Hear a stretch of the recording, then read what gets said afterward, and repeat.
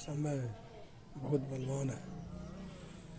मनुष्य को ये सोचना चाहिए हम किस रास्ता को चुने। यही द्रोणाचार्य ने अपने पुत्र को बताया।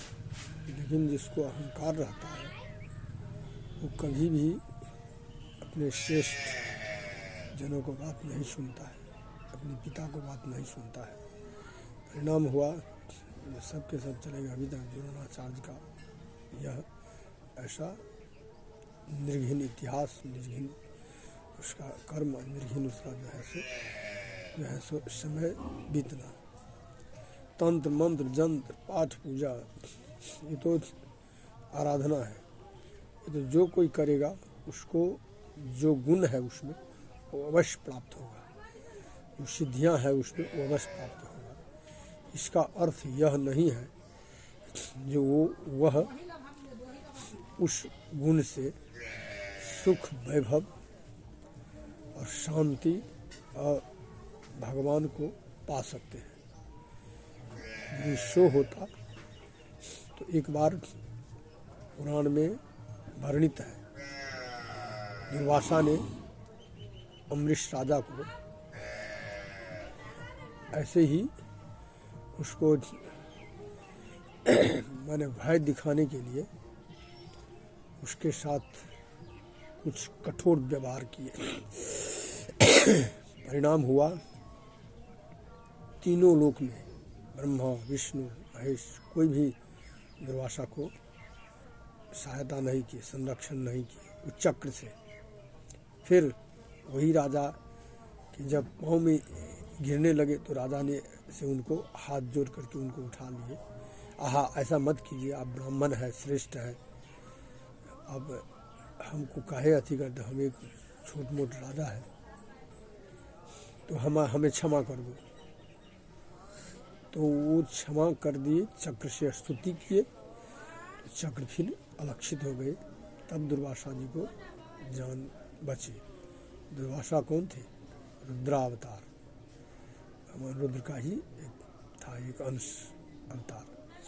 इसका अर्थ नहीं है जो दुर्वासा नहीं जानते थे। दुर्वासा ने ऐसा दिखाए लोगों को, देखो हम इतने प्रभावी है, तंत्र मंत्र सब कुछ, हम रुद्रावतार भी है, रुद्र के अंश भी है, तो पर भी हम गलती काम यदि करेंगे, भक्तों को पीड़ा देंगे तो हम भी बच नहीं सकते हैं। यही राम ने भी दिखाया था, जो उन्होंने बाली के पुत्र शाप दिए, परिणाम कृष्ण अवतार में उन्होंने वही जन्म लिया, उन्हीं के द्वारा वो मारे गए। तो ये क्यों नहीं देखते हैं?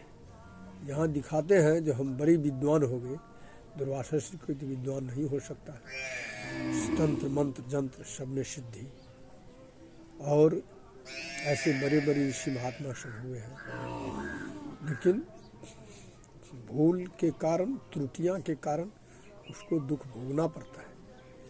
जब ये वो सिद्धांत के तहत नहीं चलेंगे, सनातन धर्म के विपरीत चलेंगे, तो दुख भोगना ही पड़ेगा। अभी का कुछ सन्यासी महात्मा शंकराचार्य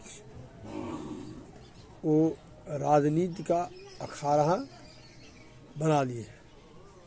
उनको लोग ज़्यादा जाने, हम प्रभावी हो, हम जो कहेंगे सरकार हमारे पाँव में झुके, हमारे पीछे पीछे चले। ऐसा बात तो नहीं है।